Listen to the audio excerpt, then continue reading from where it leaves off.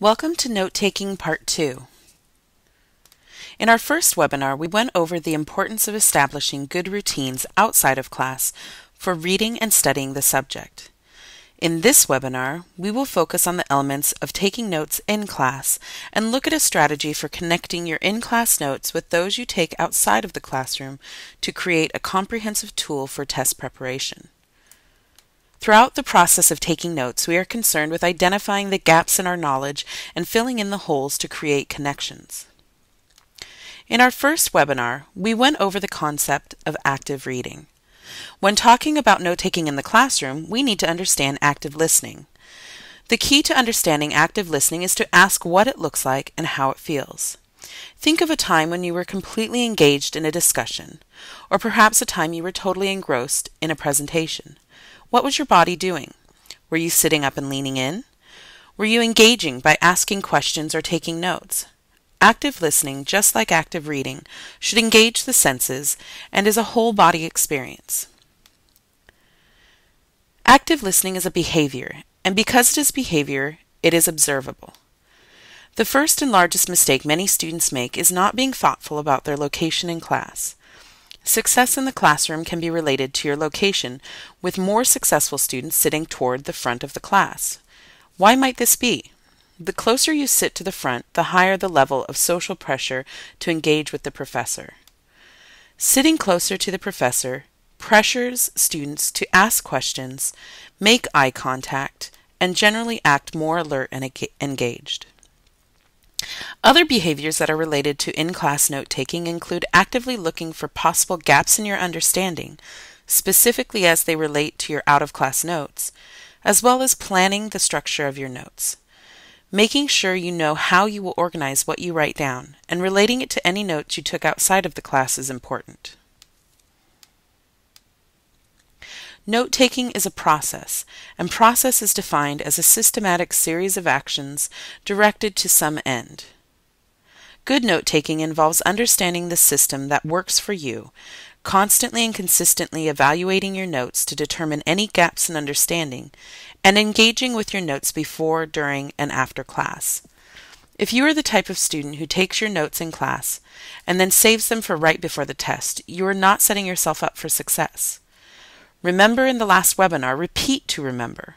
The more often you go over your notes, and the more you seek to create a notes document that is complete, the more likely you will be successful when test time comes around.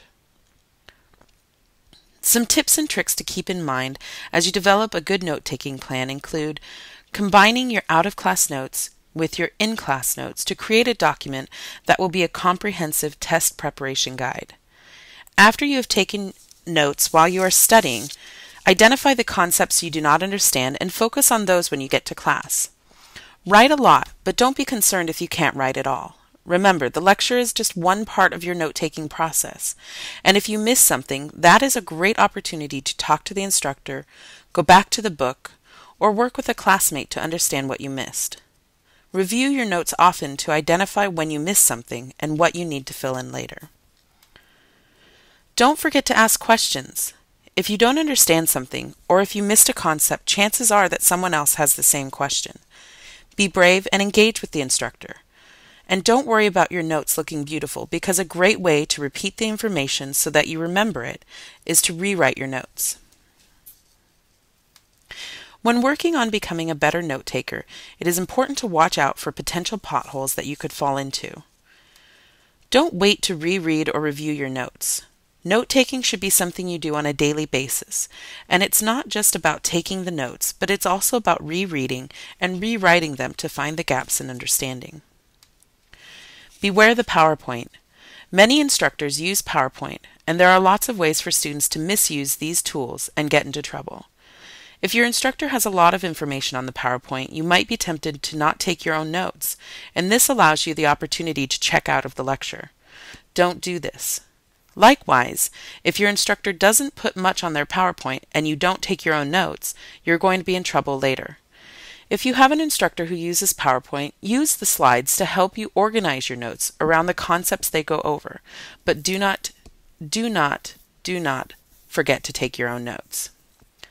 Use the PowerPoint as a guide and not a replacement for your notes. A big complaint from students is that their professor talks too fast and they can't get it all written down. The reality is that your instructor talks faster than you will be able to write, so don't fight it. Get down the main concepts or review your out-of-class notes before you go to class and focus in on the concepts that you do not understand while you were reading. If you miss something, that is a good opportunity to connect with the instructor or classmates to fill in the gaps. Remember, note-taking isn't meant to be convenient. It is meant to be a tool for your success in school. The amount of time you spend working on taking great notes is directly related to the bar you set for yourself. If you want to achieve a high GPA, don't wait for the information to fall into your head, do something about it. In our next video, we will go over specific types of note-taking strategies that you can try out in your classes. These will include Cornell note-taking methods, the box notes method, and mind mapping.